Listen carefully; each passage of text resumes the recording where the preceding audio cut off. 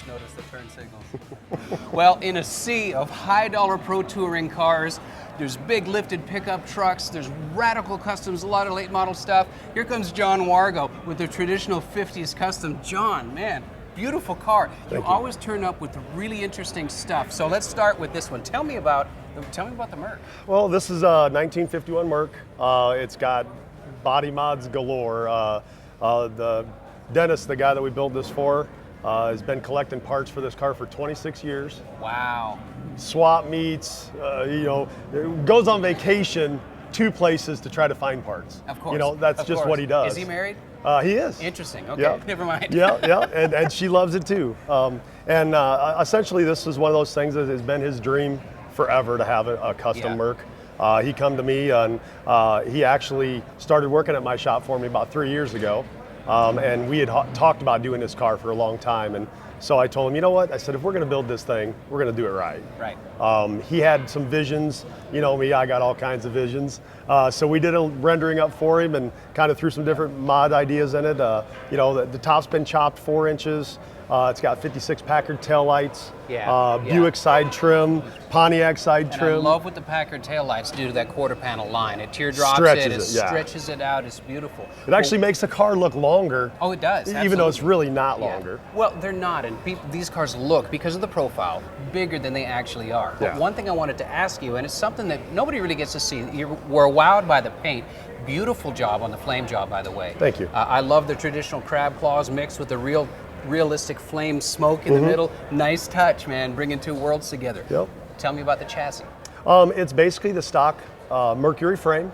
It's been airbagged with Firestone bags so we can lay it down on the ground, but essentially drop spindles in the front, upgraded disc brakes, but pretty much all traditional Merc stuff underneath. Yeah, wide whites, gotta have them. Billet Specialties wheels, tell me about those. Well, we wanted that traditional white wall look. On this car, it just needed that. Dennis is a big hubcap guy. Yeah. So we found these from Billet Specialties. Very cool, kind of has a hubcap look. Yep. And then we found that it's hard to find a 17-inch white wall, but we found them, and it just really fits the car and the era. Well, it does fit the car, and they're perfect. They look like hubcaps, and it gives you that modern wheel. It's a billet wheel, Billet Specialties. That has a very high quality product, so you're on great quality rolling stock, nice low profile. Look, again, it's a nice mix. So what's powering it?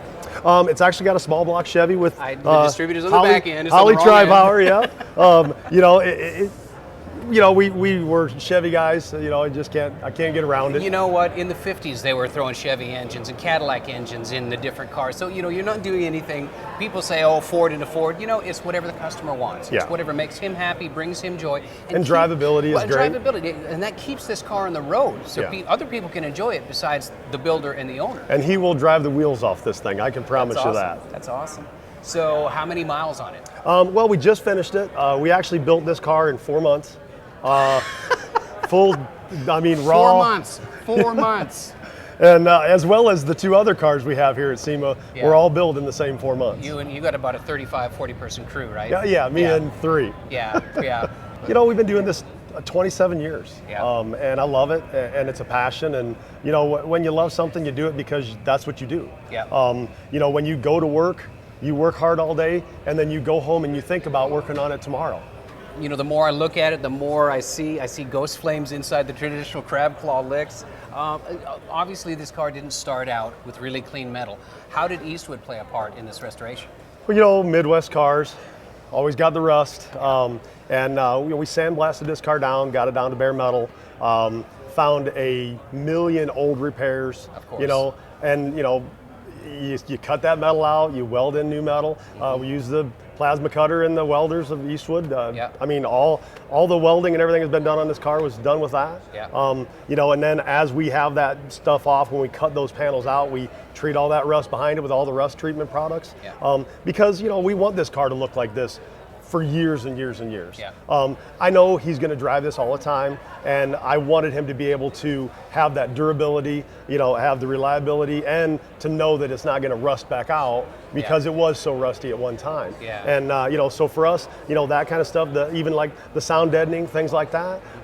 There's just lots of things that we like about the Eastwood stuff because it's for that guy. you know, that's going to drive his car, is going to use the car. Yeah. I mean, and they have so many products that are not only for the garage guy, but for professionals like ourselves. You know, it isn't just for the garage guy. No, and the products really do work very well. And let's face it, these cars, they didn't think they were going to last 60, 70 years when they built them at the factory.